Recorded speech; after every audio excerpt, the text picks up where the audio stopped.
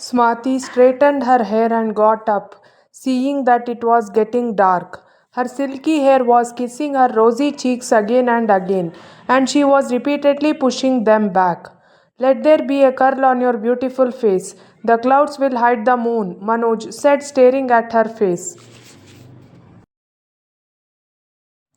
The sun has already gone home. If you continue to sleep like this, even the moon will have to leave the house, said Swati. Why are you afraid of that? If you are thrown out of the house, I am ready to take you with me. Enough talking, get up. I have to make everything in bed by dawn. The rest will be discussed when I come tomorrow, Swati said, tidying the bed and blankets. That is also right, but I don't like sneaking in like this. We are lovers. We are like people who make mistakes, Manoj said in a sad voice. Is what we are doing wrong? If we had been married, that would have been a different story. But I am now Kiran's wife. You are coming to our house like a music master. In that case, what else is wrong with our relationship? We both loved each other first. Kiran came later. If your family had not put our caste differences in the way of our love and married you in some other town, leave that old thing. We found each other in this unknown town. Tell me what is missing from us. God must have recognized the love I have for you in my heart and brought us together like this. As soon as Manoj left, Swati tidied up the room and sat knitting a sweater. Manoj was very fond of the things made by Swati, so she would knit sweaters or gloves and give them to Manoj as gifts. If Kiran asked about it, she would lie and say it was for her younger brother or her friend.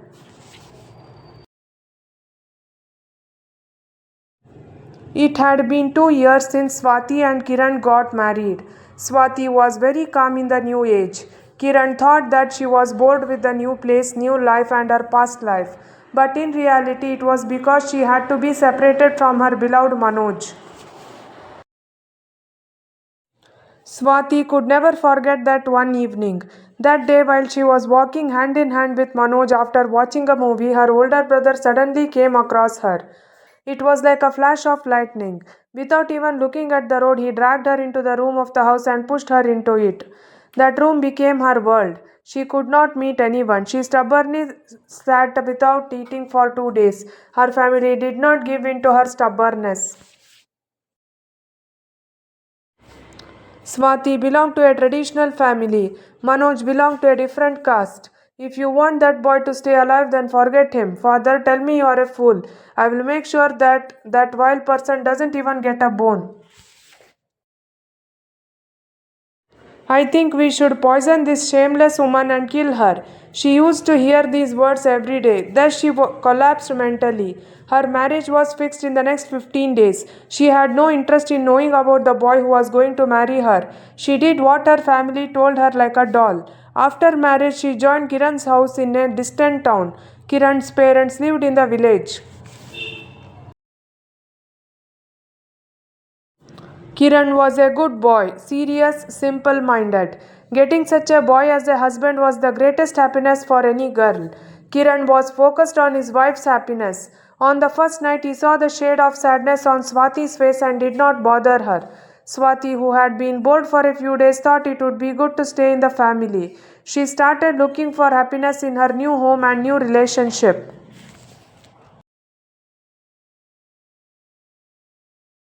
One evening, Kiran had organized a small party at his house and invited all his friends. At everyone's insistence, Swati sang a song. Everyone nodded to her melodious voice. As the song ended, everyone hugged her and praised her.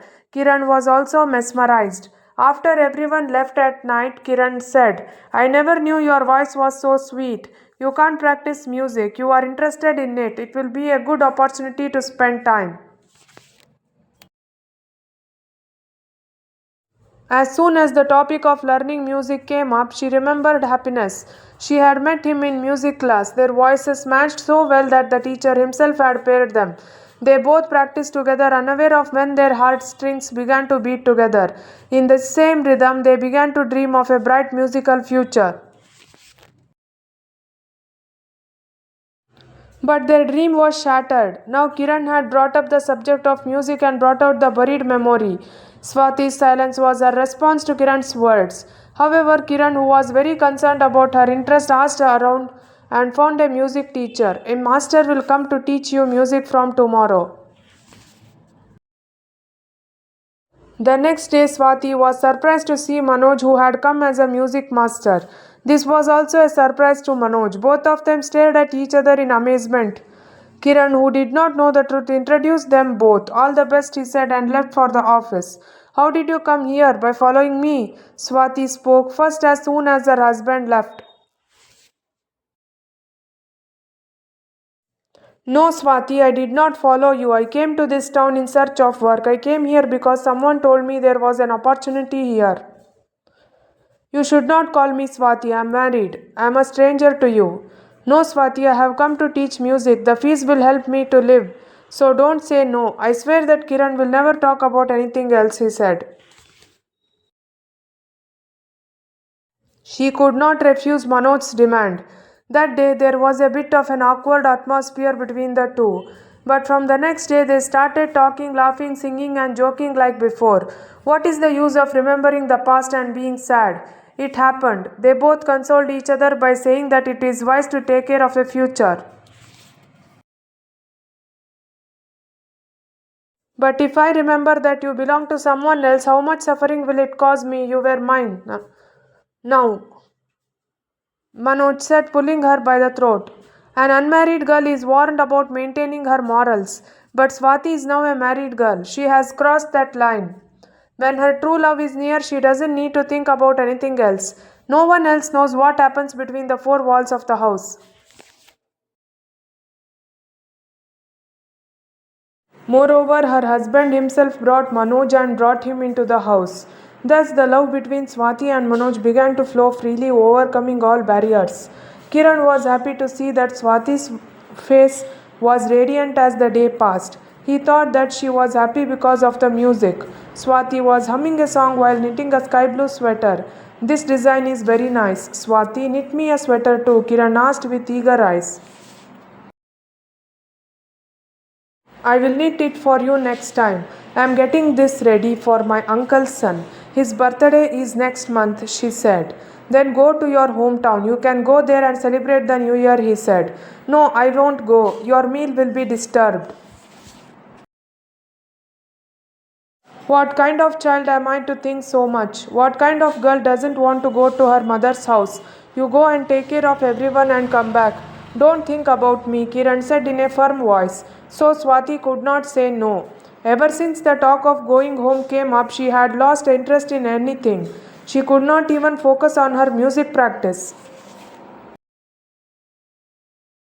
What should I do now? We won't meet until I go and come back. This is not possible in our village. Don't worry, I will make some arrangements, said Manoj, and after thinking a lot finally came up with an idea. After you leave here, let's both stay in a hotel in a neighboring village for 3-4 days. Once we get into a room, no one will be able to see us. What's the idea? Manoj hugged her with a smile. On the day of the journey, Kiran came early from the office and put his wife on the train and said goodbye. Manoj was waiting for her at the next station. From there, both of them went to the hotel. Since they had to show their ID card to get a room, they could not give any other name. CCTV cameras were installed everywhere. Therefore, Swati felt hesitant to even walk around. If I had known that this would happen, I would not have come, said Swati, who came into the room with her mind in control. Don't come into the room, now come into my arms. Manoj called her, laughing loudly without any fear. Swati did not like the way he smiled at her. She remembered her husband's gentle smile. Although there were only two of them in the room and there was no one else to fear, she pretended to have a headache and went to sleep.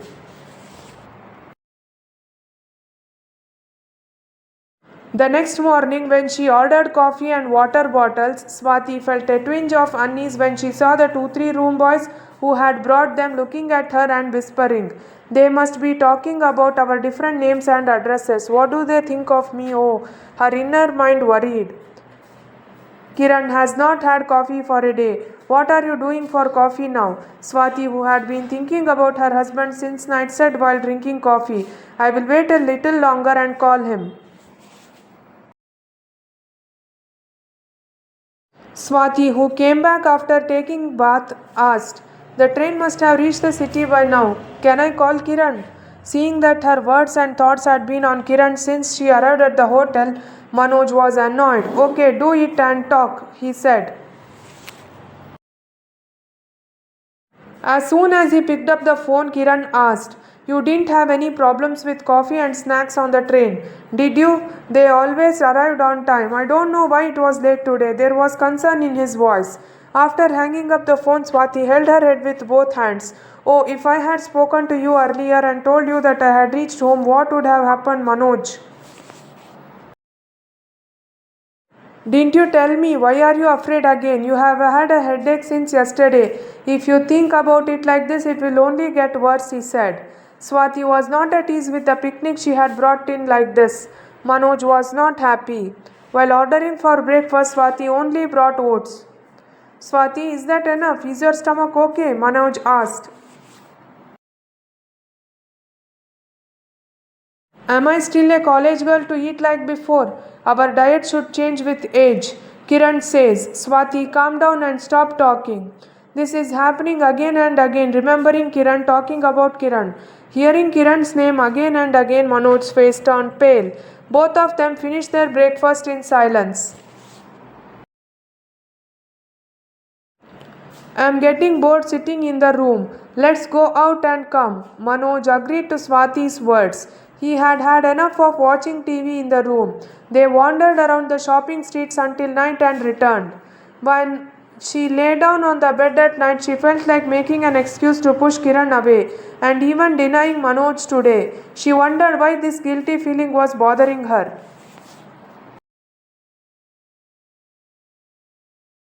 Even though she didn't want to, she had to cooperate with Manoj. But because of her cold reaction, he asked a little harshly, what is this? You are acting like a good machine. What's wrong with you? Swati did not say anything. She didn't understand what was wrong with her. She was not ready to take advantage of the pleasures she was longing for when they were right in front of her.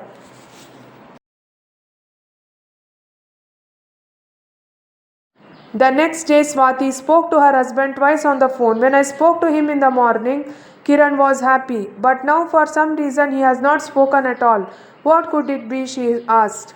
If she kept talking about Kiran, it would have been difficult for Manoj to stop her. There must be something wrong with the office work. Why did you have to come here if you were going to talk about Kiran? He said harshly. That day passed in boredom. Nothing happened as he had expected. Whenever Swati was called to bed, her response was so dull that Manoj felt as if he was being forced against her will. Whatever youthful enthusiasm he had come with had vanished, and the burden of the hotel bill. The next evening, they both thought of returning. I will tell Kiran that you were thinking about it, he said to Swati. Isn't this true? Manoj asked, staring into her eyes. Swati was silent, but her eyes gave away the secret. Swati's uneasiness and Manoj's disappointment clashed with each other. He sent Swati to her house and went to his house. When he came home from the office in the evening, Kiran was surprised to see Swati.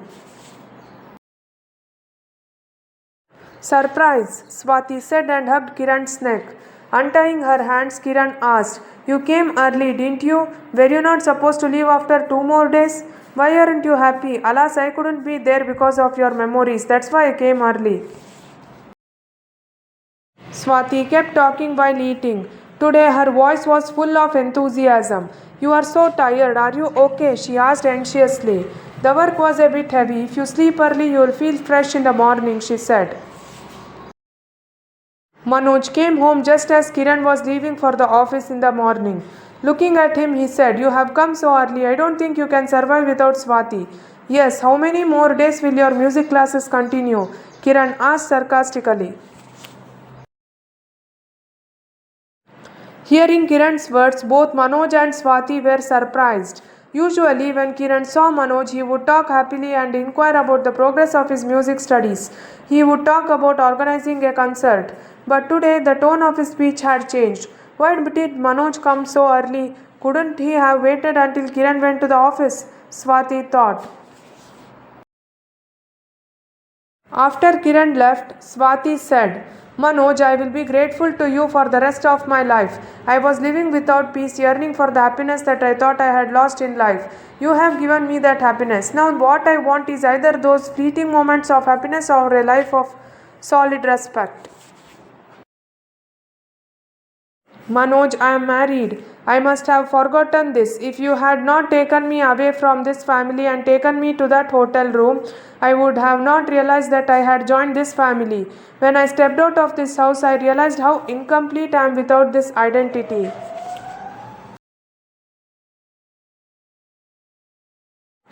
Kiran has always cared about me. He has loved me wholeheartedly. He has given me a place of honor. What right do I have to make him bow down in society? What have done will make him lose faith in love. Instead of adding color to life, I cannot paint it, she said. Swati's opinion and her behavior of the previous 2 days had made her feel happy. If we had been married, I would have not let you go away from me. But now I am helpless before your will, he said and left.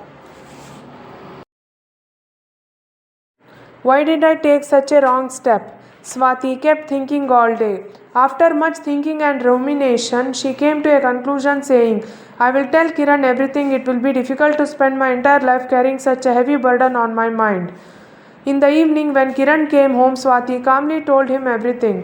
While Swati was talking with her eyes on the ground, Kiran was sitting listening with her head down. Forgive me, Kiran, I have made a big mistake. I will accept whatever decision you make in the future, she said. Without speaking, Kiran got up and sat in the hall and started thinking. 3 days ago, Kiran had gone to a neighboring town for office work. After finishing work, he went to the shopping street to buy something for his beloved wife. While wandering there, he was attracted by the sky blue sweater that Swati had knitted. He went closer to the man and looked closely. He was shocked to know that the person wearing it was none other than Manoj. Swati was walking with her arm around him. Seeing this scene, a storm of emotions mixed with anger, shock, pain, and sorrow arose in Kiran's mind. His head felt dizzy. What a big betrayal! His beloved wife had committed such a betrayal. His blood was boiling then. But now that Swati had told him everything that had happened, he was torn between two opinions. He had seen the deception she had committed and wanted to punish her. He had been waiting to see how she would behave when she returned home. But now that she had told him the whole story and shed tears of remorse, the fire burning in his mind subsided a little. Kiran kept thinking the whole night. Should he punish Swati or forgive her for her confession? Even if he punished her, would he be able to escape this heat? His family would be ruined and he would be the laughingstock of people. But could he trust a wife who had betrayed him like this? Swati woke up in the morning and went about her daily chores. Only her mind was filled with tears. She stood there with a cup of coffee in front of Kiran. After a moment or two, what have you decided? I will agree to whatever you say. Swati, I knew the matter before you said it. When you went to a neighboring town claiming to be your hometown, I saw you both there together. I called your brother and found out that you had not gone there. I was waiting to see what you would say. Your confession and tears of remorse are melting me. But forgiving is not that easy. I am wondering how I will ever trust you again. But I do not want our family to break up. I am giving you a chance because of the remorse I see in your eyes. But it is your responsibility to make the most of it. Yes, if moss grows in our yard during the rainy season, do we tear it down? Absolutely not. We remove the moss, clean and dry the area. We make sure that no unwanted growth occurs there again. If moss grows in the rainy season, it does not mean that there is something wrong with your yard. It is a sign that we need to pay some attention to our yard. That is our life.